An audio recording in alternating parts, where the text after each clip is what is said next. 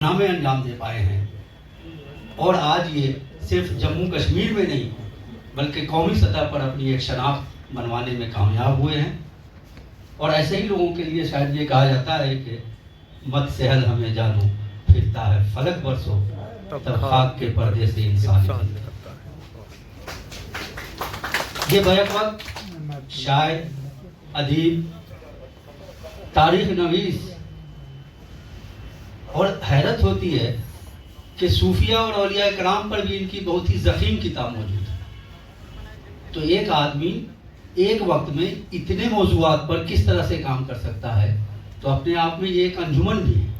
پوری انسٹیٹیوشن ہے یہ، اور جس طرح سے کام کر رہے ہیں میرا خیال ہے کہ یہ اداروں کا کام ہوتا ہے، کسی ایک فرد کا کام اس طرح کا نہیں ہوتا۔ تو اس سے یہ بھی اندازہ ہوتا ہے کہ رات دن یہ انہی کاموں میں لگے ہوتے ہیں، مشغول ہوتے ہیں اور اپنا یہ کام انجام دیتے ہیں۔ جہاں تک آج کی اس کتاب صوبہ جموں کے قلمکار کی بات ہے، بہت سی باتیں اس حوالے سے کی گئی۔ ایک تو ایسے قلمکار پر انہوں نے خامہ فرسائی کی ہے جس کو لوگ نہیں جانتے تھے، اور جس طرح شاہ صاحب نے خاص طور سے اشارہ کیا کہ جب فہرست دیکھتے ہیں تو یہ بات ذہن میں آتی ہے کہ کیا واقعی یہ قلمکار، یہ مصنف اس لائق تھا۔ لیکن یہ بڑے حوصلے کی بات ہے کہ ایسے قلمکار کو بھی انہوں نے جگہ دی ہے، چونکہ شروع سے ہمیں اسی بات کی شکایت رہی ہے کہ نئے قلمکار کو زیادہ توجہ نہیں دی جاتی ہے، اور ایک مستند اور بڑا قلمکار جب نئے قلمکار پر لکھتا ہے تو یہ اس کے حوصلے کی بات ہے، اور میرا خیال ہے کہ داد دی جانی چاہیے، چونکہ ایک کے بعد ایک جس طرح سے ان کی یہ جلدیں آ رہی ہیں، تیسری جلد بھی مکمل ہے تقریباً، اور اس میں میرا خیال ہے کہ وہ تمام لوگ آ جائیں گے جو ابھی تک نہیں آ پائے ہیں۔ لیکن اس کتاب کے مطالعے سے جو چیز واضح ہوتی ہے کہ انہوں نے جس علاقے کے مصنف کی بات کی ہے، قلمکار کی بات کی ہے، وہاں کے سماج اور تہذیب و ثقافت کو بڑی خوبصورتی سے پیش کر دیا ہے۔ اور جب اس مضمون کو ہم پڑھتے ہیں تو ایسا لگتا ہے کہ وہاں کے سماج اور ثقافت جو ہے وہ ہماری نظروں کے سامنے آ جاتا ہے، اور یہ بڑی چیز ہوتی ہے چونکہ آج کے اس دور میں جسے ہم ماواد جدید دور کہہ رہے ہیں، اس میں اگر وہاں کے سماج اور ثقافت کو پیش نہیں کیا جائے گا تو وہ مطالعہ مکمل نہیں کہلاتا ہے۔ اسی لیے آج کے اس عہد میں ثقافتی مطالعے کو زیادہ اہمیت دی جاتی ہے، اور میں سمجھتا ہوں کہ جس طرح سے انہوں نے پیش کیا ہے مبارکباد کے مستحق ہیں، اور اس کتاب کے بارے میں جتنی بھی باتیں کی جائیں بہت کم ہے، لیکن ظاہر سی بات ہے کہ جب کوئی کتاب تحقیقی اور تنقیدی معیار کے حوالے سے لکھی جاتی ہے تو اس کے بہت سارے اصول و ضوابط بھی ہوتے ہیں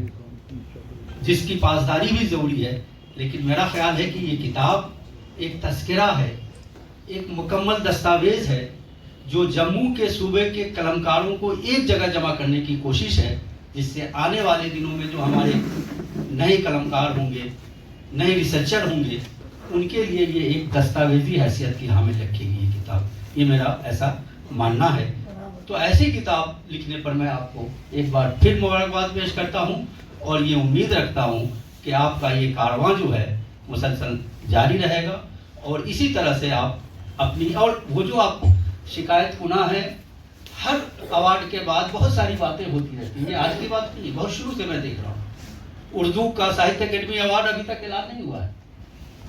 اردو کا ساہتیہ اکیڈمی ایوارڈ بعد میں جا کر کے اعلان ہوا، اس میں جو ہے وہ فیصلہ نہیں ہو پایا۔ تو سوال یہ پیدا ہوتا ہے کہ اس طرح کی باتوں میں ایوارڈ یافتہ کو اس میں نہیں پڑھنا ہے، آپ اپنا کام کریں،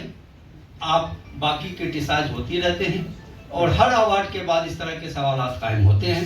وہ ہوتے رہیں گے۔ لیکن یہ میرا ماننا ہے کہ آپ جیسے لوگوں کو جب یہ ایوارڈ ملتا ہے تو ایوارڈ کا وقار جو ہے وہ بلند ہوتا ہے۔ اسی لیے میں آپ کو مبارکباد پیش کرتا ہوں، اور ان تمام انجمنوں کو مبارکباد پیش کرتا ہوں کہ انہوں نے ایک مستحکم روایت جو اپنی برقرار رکھی ہے، جس طرف شہاب صاحب نے اشارہ کیا کہ یہ تمام جو زبانیں ہیں،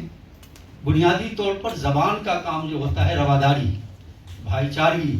اور محبت اور انسانیت کا پیغام پہنچانا، اور جب تک ہم قلمکار مصنفین آپس میں ایک ہوں گے، کوئی بھی سیاست جو ہے وہ مجھے الگ نہیں کر پائے گی، اور یہی قلمکار ہیں، یہی مصنفین ہیں جس کی ذمہ داری ایسے دور میں مزید بڑھ جاتی ہے، اور اس پر ہم سب عمل پیرا ہیں. یہ بہت ہی خوش آئند بات ہے. آپ سب کو میں مبارکباد پیش کرتا ہوں، خاص طور سے جو یہاں دور سے آپ تشریف لائے. آپ سب کا ایک بار پھر بہت بہت شکریہ.